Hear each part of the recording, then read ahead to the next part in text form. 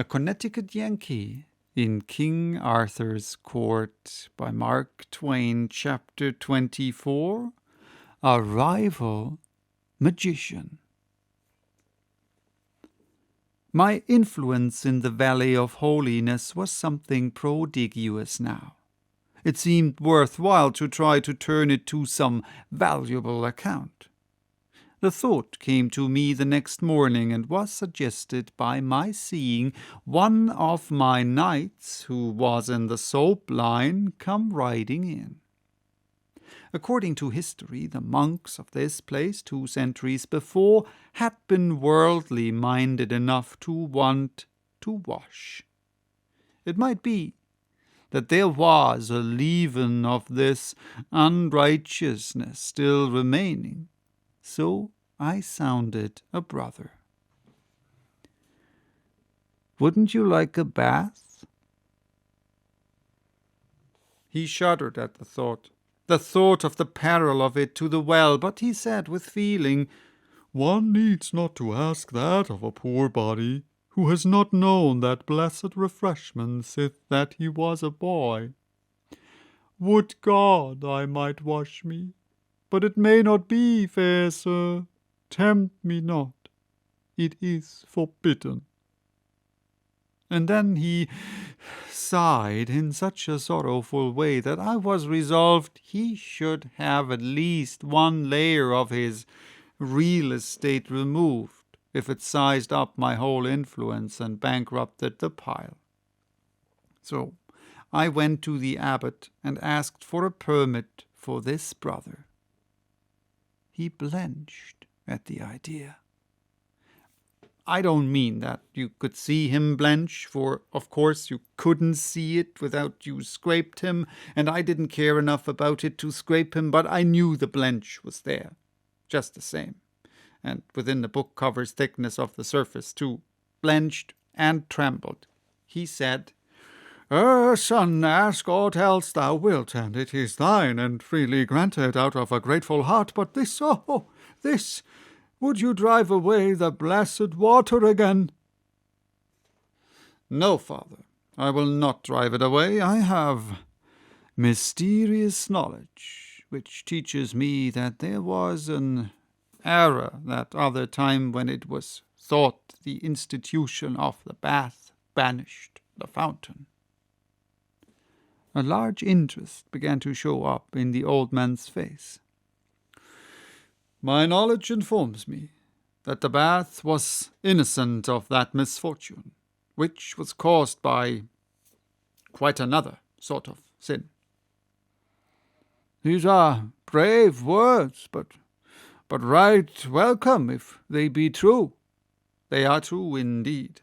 Let me build the bath again, father. Let me build it again, and the fountain shall flow forever." "You promise this? You promise it? Say the word. Say you promise it." "I do promise it." "Then will I have the first bath myself. Go, get ye to your work. Tarry not, but go." I and my boys were at work straight off. The ruins of the old bath were there yet in the basement of the monastery, not a stone missing. They had been left just so all these lifetimes, and avoided with a pious fear as things accursed. In 2 days we had it all done, and the water in. A spacious pool of clear, pure water that a body could swim in. It was running water, too.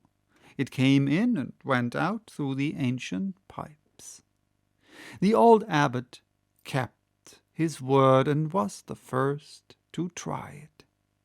He went down, black and shaky, leaving the whole black community above troubled and worried and full of bodings. But he came back white and joyful, and the game was made. Another triumph scored. It was a good campaign that we made in that valley of holiness, and I was very well satisfied and ready to move on now, but I struck a disappointment. I caught a heavy cold, and it started up an old lurking rheumatism of mine. Of course, the rheumatism hunted up my weakest place and located itself there. This was the place where the abbot put his arms about me and mashed me, what time he was moved to testify his gratitude to me with an embrace. When at last I got out, I was a shadow. But everybody was full of attentions and kindnesses, and these brought cheer back into my life, and were the right medicine to help a convalescent swiftly up towards health and strength again, so I gained fast. Sandy was worn out with nursing, so I made up my mind to turn out and go a cruise alone, leaving her at the nunnery to rest up. My idea was to disguise myself as a freeman of peasant degree and wander through the country a week or two on foot.